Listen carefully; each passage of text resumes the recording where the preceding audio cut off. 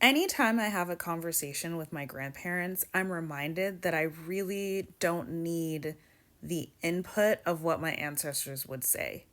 Because the goal of my ancestors is very different than the goal of that I have and of our current generation. My ancestors were getting tortured in chattel slavery. That's what was happening. My ancestors were in survival mode. My ancestors thought that the most important thing they could do for their kids was not openly love them because that would keep them alive.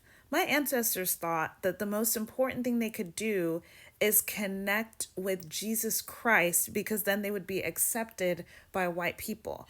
My ancestors thought that the way that we speak, the way that we love, the way that we eat was less than, inherently less than. My ancestors fully believed the lies that they were told because not believing it could cost you your life, your family's life, and would interject on your ability to survive what was happening. And this messaging trickled down to my great grandparents, my grandparents, down to my parents. Did not want me to speak patois in our household. Did not want me to, like, literally just fully colonized.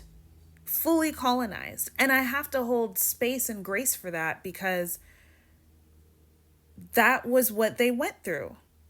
I have to hold grace and space because my ability to think beyond that and to ask myself, what do I authentically want, is a privilege of even having the space and capacity to do so.